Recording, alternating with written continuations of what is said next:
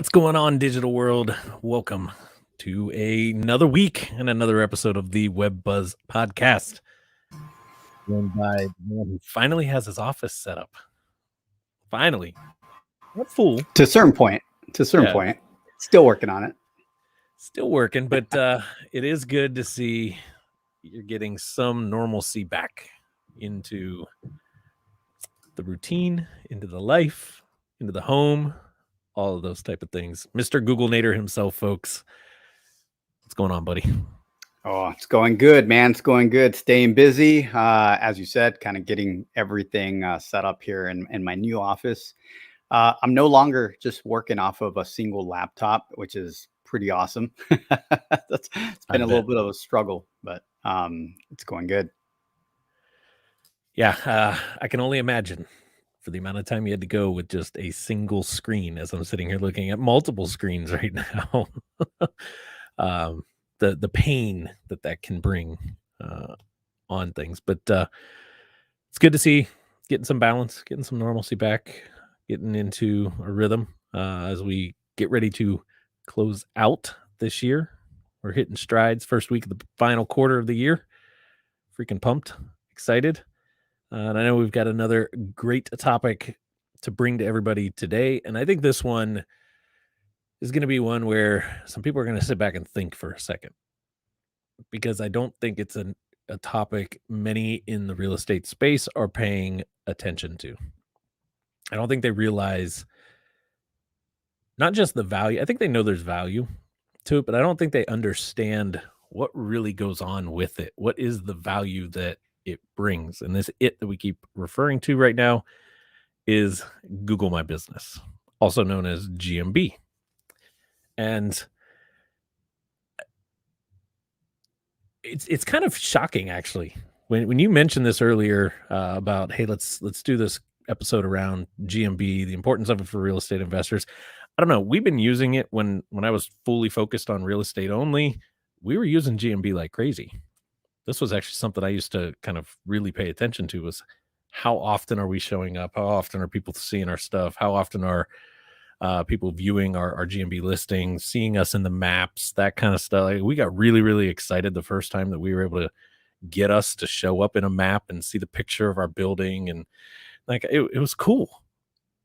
But I don't know. I feel like maybe a lot of other real estate investors just have overlooked this piece, maybe out of confusion. And hopefully today, that's what we're able to bring a little bit of clarity around, is really around the importance of GMB, Google My Business, for the real estate professional, what it's going to do for you, and why you should be focused on it. Anything you want to add there? No, I think you pretty much nailed it down. It's been one of those kind of almost lost kind of items or whatnot. I mean, the people are using, don't get me wrong, the people that are using it are finding the value, right? They understand it. They find the value, and they're reaping the results and the benefits of it. But like you said, we're going to be breaking this down, so I won't give too much away. That way it can all be organized, and you can follow this along and really see how you can utilize it for your business. Yeah, so to get us going here, there's a couple key stats that we happen to find that I want to kind of set the tone, and then I'm going to kick it to the Google Nader himself to kind of break down some of the more intricate elements of this. But as I'm sitting here looking at the other screen and some of these stats that we found, some of these are actually quite shocking to myself. And being the first one, 90% of the world's searches happen on Google. I didn't realize they had that much of market share. I know Google's the big behemoth. They're the major player out there. I was expecting more like 3/4 of people use Google, right? There's always that, 10, 15, 20% of people that anti major tech on it. But 90% of the world's searches happen on Google. And this is going to make more sense when you start understanding how GMB plays into this whole thing, why paying attention to how much is happening on Google is a vital element to this. The other one is in the real estate space. I was actually just talking to somebody right before we went live on this, talking to a current client of ours. And they were talking about how they're off market or they're off online marketing, how it's going. And they're doing pretty well with kind of the good old school beat the pavement, guerrilla type, network, get out there, make a presence in the local market, be active, all this kind of stuff. And I asked the question, when you meet somebody for the very first time, do you think they just trust everything that you're saying? Or do you think when you're done talking to them, they probably do something to verify? She said, "Well, yeah, you're probably right. They probably do something." And I said, "Well, what do you think that something is?" And it was, they probably go look me up. They probably go look our business up. They probably go and Google some of this information. And I always use Deanna when I talk about this, my girlfriend, because she's like the textbook example. I can tell her everything there is to know about this space until I'm blue in the face. And she's still going to go, uh-huh, and grab her phone and do research. Not that she doesn't trust me, not that she doesn't believe me, but that's the majority of individuals, right? They want to confirm what it is that they're being said. And that this stat right here, more than 80%, so 8 out of 10 interested home buyers, sellers, people that need this type of service are going to Google the individual, whether that's an agent, an investor, a brand, even if it's coming highly recommended as a referral. 8 out of 10 people. We see this in our own business. A lot of people come to us because they've been referred to us by existing clients. Yet, time and time again, I hear it. I did some research. I looked you guys up online. I saw some of the stuff that's out there on you, even though their like best friend was the one that referred them over, or a highly, considered mentor, somebody they truly trust, referred them. They still want to do their own research. So when we understand, and we've done a number of episodes around this, like the importance of showing up in Google, but when we understand how powerful Google itself is in the real estate space, this is a huge, huge decision somebody's going to make. They're either coming to you to buy, they're coming to you to sell. At the end of the day, property is the most highly valued asset or probably purchase slash selling decision this individual is going to go through in their life. And very few people go through it more than 1 or 2 times throughout the course of it. Not everybody's Roger and bounces all over the world and owns homes everywhere. Oh, I'm just picking on you there. It's actually pretty fun though. It's not to that extent. It sounded really good, actually. It sounded really good when you said Yeah, like that. you have all these houses It is everywhere. kind of true, but not at the level people are thinking. But I mean, not everybody's military. They're not being bounced all over the place, right? The average individual is maybe going to buy 1 or 2 homes in a year. They're probably going to have to sell 1 or 2 houses throughout the course of their lifetime. Um, yeah, that's just the reality of it. Not everybody's buying 10, 15, 20 homes at a time like most investors, or selling, 20 different properties at a time like an agent might be doing for somebody. So it's a big decision. Therefore, they're going to leverage the research. They're going to they're going to want to feel confident in this. And where they're going, Google kind of owns that space. So since we kind of understand a little bit more of the power that's here, kind of take us down this path a little bit and kind of explain how Google My Business affects our rankings before we even get into like what and what do we need to be focusing on, or why we need to focus on the GMB itself. What's the correlation between GMB and my overall actual like ranking of my business online? Yeah, absolutely. So, because there's a lot to it, and I've kind of shared a lot of this stuff with you, Shawn. And when you look at my diagrams, you kind of, your eyeballs go I'm behind still your trying to head, understand right? half of them things. It looks like a big matrix or a big spider web when I start kind of showing them everything that it is. And when we start talking about how Google My Business affects rankings, and when we're saying that, we're talking about your website as well, right? Your hub of your marketing, which is your website, and then the correlation between Google My Business and that asset, which is your website. So where Google My Business plays at a layman's terms, just kind of where it plays a big role, it's the most powerful outside of your website is the most powerful entity you can have out there. And the answer is very simple, because you're trying to rank on Google, and it is a Google asset. That it's as simple as that, guys. Is it goes back to anything. I mean, we can use Sean's example of dating, or my example of racing, and the corporate world or whatever. But why, talking, corporate world here, if I was trying to make it up the ladder in a corporate company, and I was working for a very specific company, why am I going to try to enhance my resume or impress another manager or CEO of another company, right? I'm going to focus on the actual CEO or my manager directly for that particular company where I'm at, so I can climb the ladder, so I can build the trust, authority with those people, and then with time, earn my way up the ladder, right? So it works the same way. So you have to make a decision when we look at this and we start talking about your online presence. You have to be aware of where you want to rank. And that's a very broad question, right? A lot of people, I guarantee you, if we were to put that as a question, most people would say Google. But you forget there's Bing, Yahoo, there's all kinds. Actually, there's a lot of them, to be honest. And little by little, every year, Google has taken a little bit of a more of a bite of the market. And that's why those stats that Shawn shared are real. Google just continues to get more of that market share. And I've heard, I mean, there's rumors out there, you can look them up on Google, right? About other companies gaining traction. But guess what? You're doing those searches on Google. So what do you think is happening?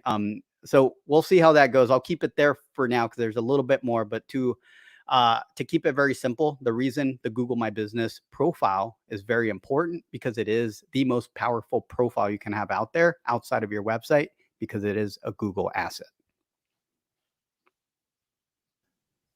You mean we shouldn't go look it up on Yahoo or Bing on how they're losing market share? It can be us, and obviously, Shawn and I look at these numbers all the time. We make decisions in regards to, we run SEO campaigns, right, for our clients. So we have to look at this, where we're going to spend our budgets, where we're going to help our clients rank the most. And at the end of the day, you could go, and there is methods to rank SEO, tactics to rank on these other search engines. But we pretty much basically make the decision to focus most of our energy on Google, because everything that, if we do it right and we rank good on Google, that means we're going to rank automatically on the other search engines. Why? Because the other search engines are following the coattails of Google. So it makes it very, very simple when we start setting up tactics. So explain this a little bit. It was interesting as we were doing some of and this is something, I mean, we're always reading and researching and everything that, different updates or whatever that's coming out from Google. And I noticed there was this piece that was talking about Google really wants, especially when we're looking at service based. And that's what I see as an investor, as an agent. It's a service based business. You're providing a service at the end of the day. You don't have a physical product. They're looking for these individuals to be more active participants versus passive, meaning Google wants you to provide the information and not force Google to go out and find it. What's the purpose to that? I mean, I look at Google, and isn't that their job to go find it? Right. But what do you think they mean by that, or why is that something that others are maybe overlooking, from this space? Right. So one of the things is going to go back to some industries, not all industries, and this is only one little factor, right? But I'll throw it in there. There are some company owners or some industries where there's proprietary information and doesn't get shared, and when Googlers or people that are searching on Google go out there and put information in there, there's a lack of information, right? So that's one, but that's a very small portion. The other bigger portion, and the more important portion that we focus on, is actually putting out quality content that makes it very, very simple for Google to understand. And what I mean by that is structure. right? You could have a very well written article, but when you put it on your website, it's not structured correctly. And that gets a little more nerdy, right? And technical, where we talk about, the title tag, the H tags, and everything has to be structured a certain way. The HTML has to be clean. The platform you build your website on has to be very reliable, right? On our end, we use WordPress, for example, but there's Weebly, GoDaddy has a platform. There's all kinds of platforms out there, and it needs to be able to really be easy for Googlebot, because it is a program, right? When we talk about Googlebot, it is a program that basically scans at a ridiculous speed, scans hundreds, thousands, millions of pages a day, and basically takes all that data and makes decisions, right, on how to rank them based on buckets, based on search queries, right? And then puts them there. And that's where your pages, when we talk about that, Google's looking for us, the content creators, right, to basically create a piece of content that's valuable and to structure it correctly. So when Googlebot goes and scans that piece of content, it can quickly understand what it is and where to index it, right? What bucket to put it. So when somebody goes on Google and searches, Google can easily basically serve up the best possible content for that person. Now, Google's a business. You got to think about it this way. There are a lot of people that try to what's called game the system, do a lot of, again, another term, black hat SEO, right? Really trick the system. And what Google's trying to do now is moving towards, cleaning that up, because Google can lose market share if it continues to let these black hat SEOs win the top rankings, which basically what they're doing, they're helping their clients rank, and their clients might have really low quality content, which means me as a user of Google, if I go and consistently get results that are not answering my question, right? They're not answering my question. They're just bad results. I'm probably going to go over to Bing, right? Or Yahoo, and look for my stuff there. They might give me a better result. So Google's really, really fighting and combating those black hat methods. So that's why they're really putting out there and making adjustments to the algorithm to really understand. You hear a lot about the AI, right? Like artificial intelligence, how they're utilizing it. Well, now they can read content, they can tell what's on pictures, they can do all kinds of stuff to be able to serve up the best possible content. And that's why we go back to, okay, now we got to, as content creators, we got to not only produce quality content, valuable content to answer questions, help the user, but also structure it in an easy to understand manner. And we go one step further. Shawn and I and our team, right? We go one step further. What Google loves is not only to produce one piece of content, but to produce multiple pieces of content that maybe it's a series that are all associated to each other, that then gives basically relevance, right? It breaks everything down. And you've seen them on blog posts. When you go on there, you see hyperlinks as you read through them. Actually, Wikipedia is a great example. Seems like every other word on a Wikipedia post is a hyperlink, but that's meant to help the reader. It's meant to help the reader by saying, I don't know what this word means. And you can click on that hyperlink and it'll go to an internal page that explains that particular word, right? Or subject, or whatever it might be. So when you do that, you basically set yourself up to look like being the expert around that topic, right? And we call them silos. We silo our content topics, and that's how we kind of gain that trust and authority. And then ultimately gain the rankings for our clients when we set up everything that way. And that's what Google's looking for. It's not like we're trying to game the system. We're actually trying to do what Google's asking for. They're asking for a very valuable piece of content that's structured correctly, right? And then they're asking for supporting articles that will let Googlebot know that, hey, these are the questions that are being asked. These are the answers. And here are multiple resources that a user can use to get the most out of their question, in other words. So what happens? I don't have a GMP, let's say. What happens when I go out and actually get one created, or I go on and create one myself? What is going on in this area? What is that doing to Google? Do they favor that? Do they, is there an instant win, so to say, with that? Absolutely. You basically put yourself on the map, literally, right? It's like, it's not even a joke, right? You For literally real. put yourself on the map.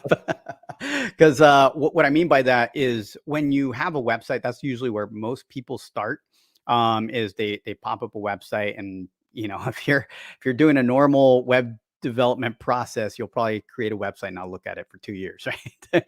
That's usually what happens. But say you do you're active and you create a website and you have it there, and then to Sean's point, you go and create a Google My Business profile.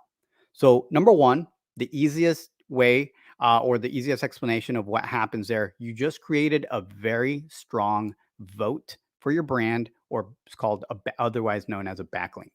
Okay. The reason you're able to do that is because you created an outside asset, right? That's not your website, an outside piece or asset, really. And it's a profile, so it allows you to put all your business information plus your link to your website, right? And not only that, they allow you to put multiple links, basically even a link to your appointment page, which could be your contact page, right? Very simple.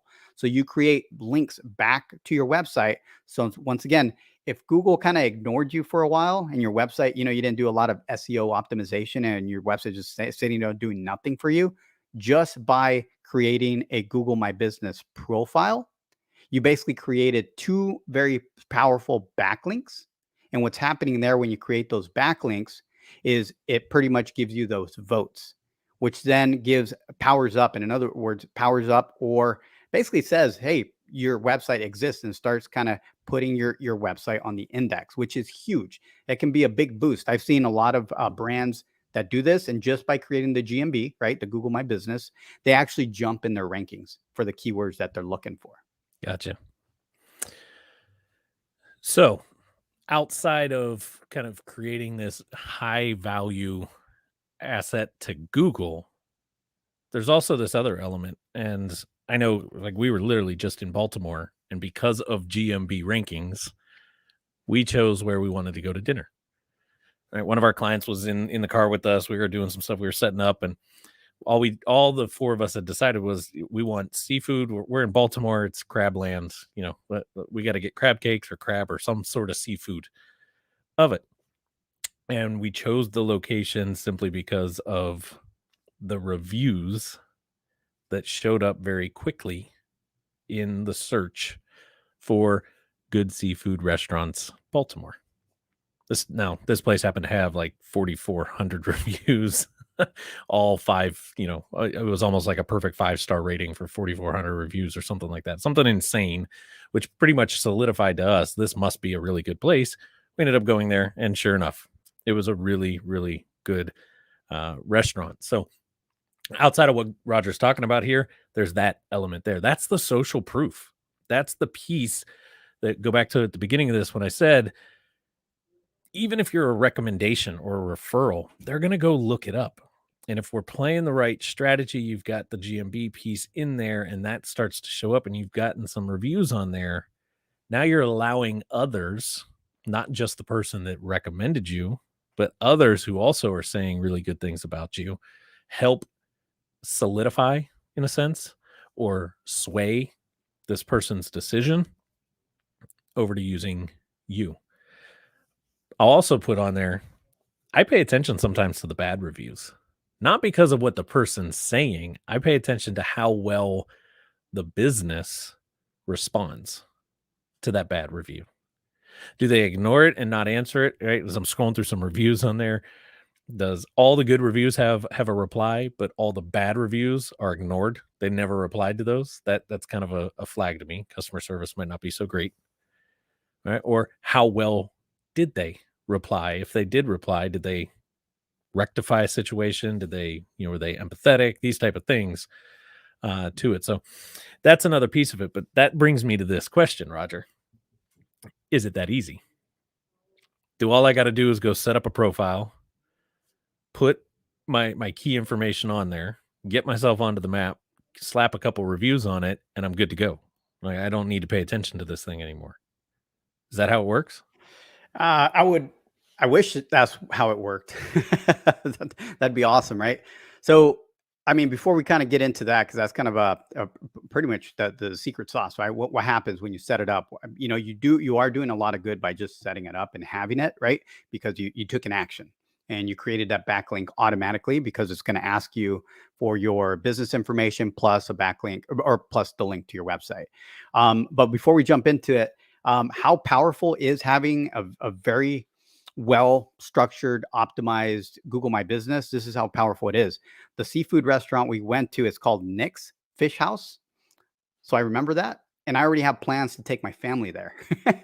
So, when we got there, it basically built that trust with us to even go there, right? So to Sean's point, it had over 4,000 reviews. So there was no way we're going to ignore that.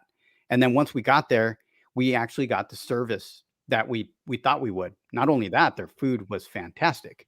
On that note,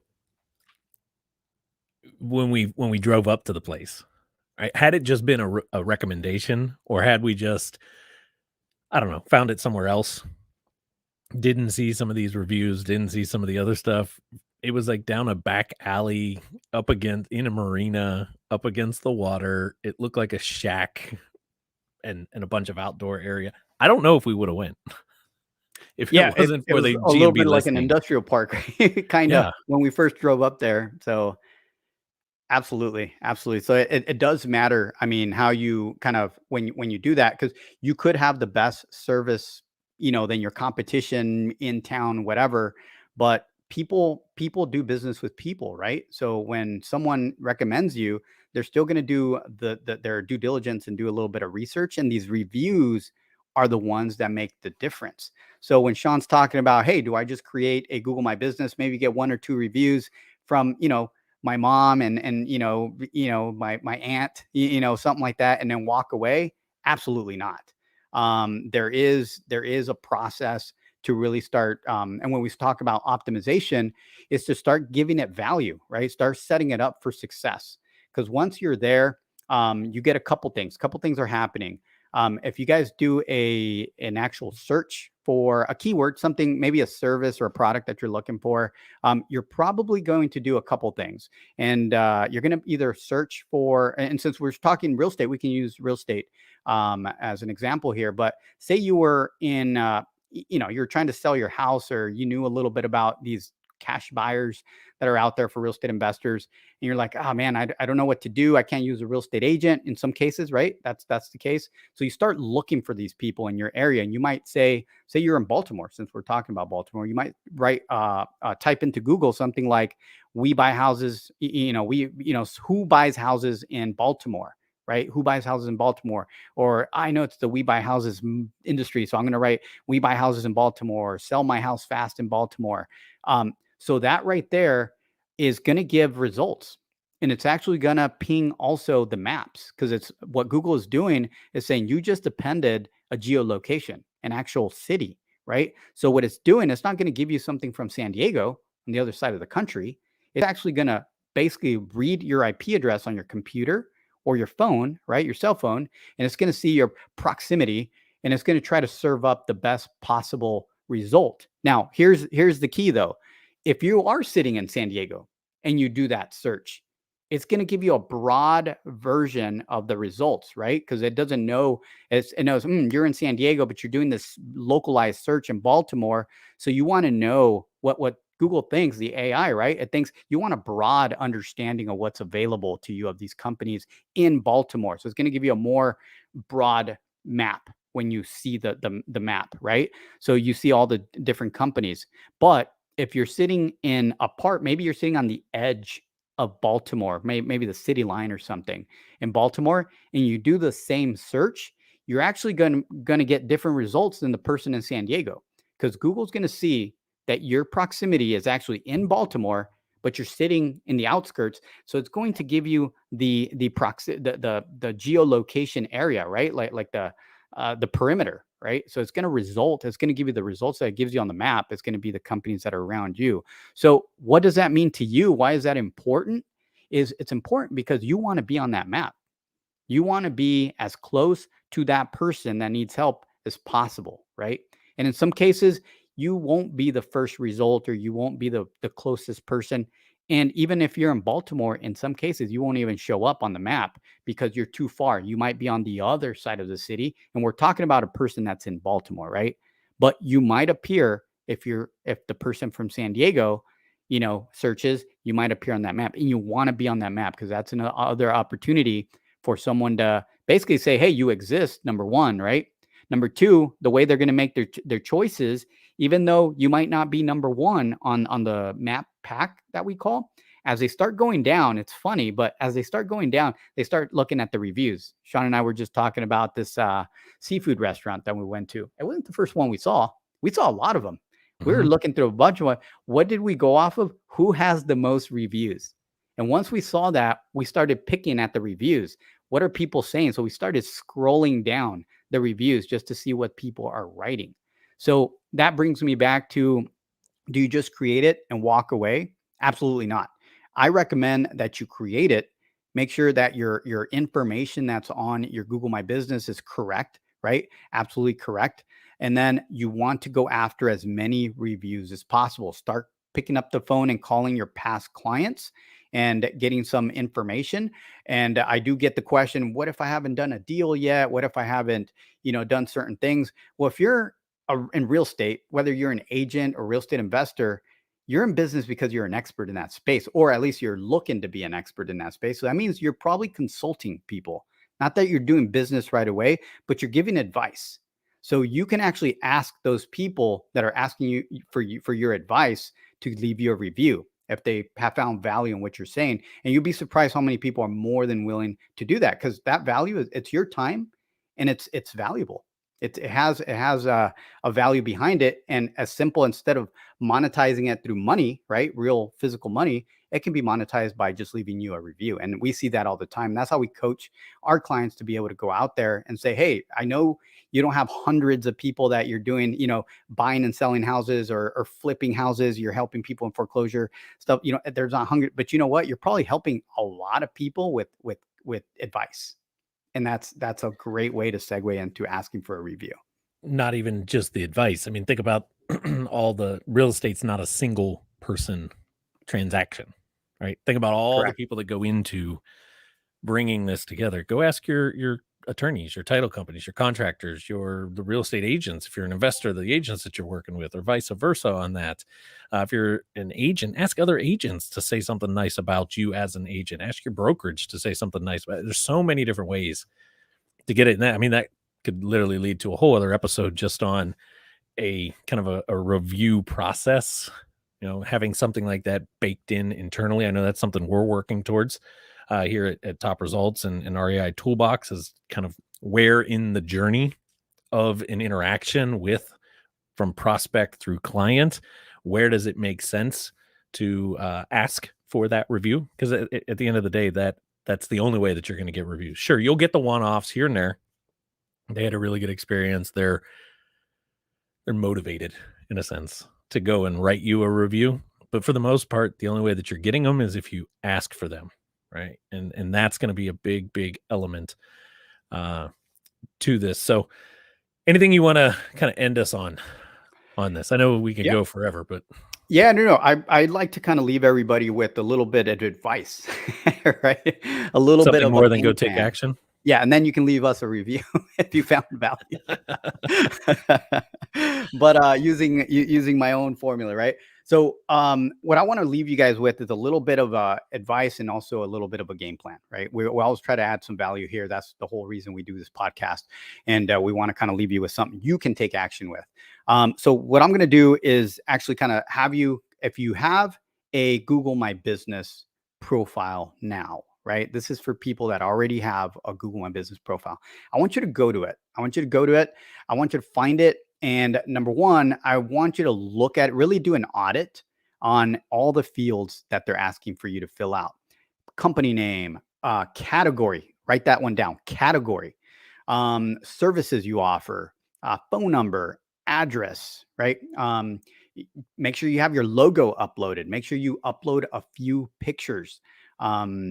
Just make sure all the fields are filled out, right? Number two, once you kind of do all that, and basically what that's called, you optimize your Google My Business at the basic level, right? So that's good enough. Number two is go and do a search, a keyword search. If you're a real estate investor, go do sell my house fast in, right, location. or we buy houses in location, right?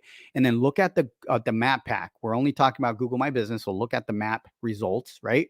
And then open the see more or view all, and it's going to give you the entire list of the Google My Business profiles in for that keyword in that area, right?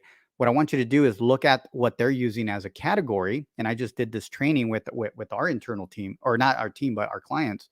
And what you want to do is that you're using the correct category, because you could have your Google My Business optimized correctly, everything, and you're still asking yourself, why am I not ranking for this keyword, or my competition is there. It could be that as simple as you have the wrong category.